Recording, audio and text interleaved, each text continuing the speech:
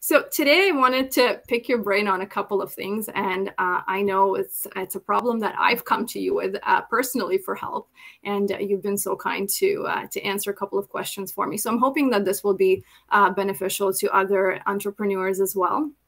And there's nobody that I could think of to ask this question that's better than you. So Kathleen, you and I have been partnering for over a year now to help our mutual clients in growing their businesses.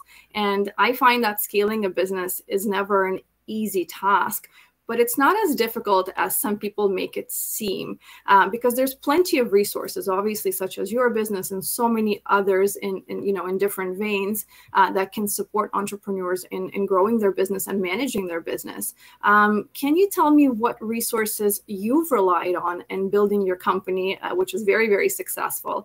And, what do you recommend for others to start with when they're beginning their journey from being a solopreneur to, really becoming a manager of their business and adding more people and resources to their team?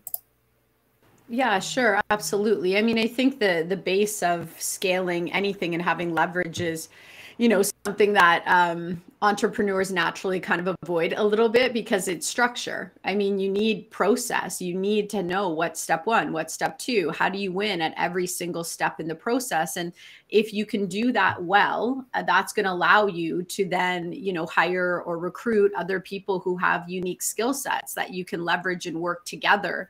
And there's never a fear of competition when you're leveraging, because if you know what strengths you need in your business, you really need to attract people who have strengths that you do not have. So it becomes like this beautiful collaborative experience. So I think building my business process, systems, protocol, I mean, naturally, that's what I do. We coach other people with the exact same strategies to build my business. So that's not by accident. I think documenting is really important.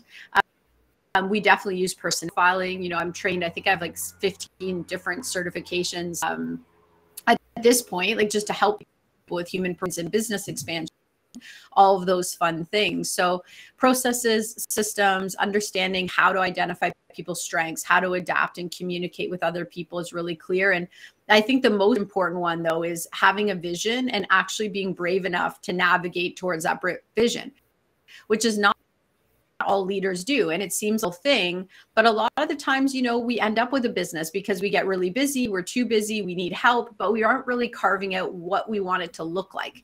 And I find the people who are most successful with scaling, they know exactly where they want to go, what position they want to be in the business, and they build around that. And they're willing to take losses on the way to get where they want to go versus, making more money, but maybe not liking the people or feeling like they have to work 90 hours a week. Everybody's definition of success. So leaders are creators, and in order to be a creator, you have to have a vision and then manage, how you're doing on the way, for sure. But to me, vision came first.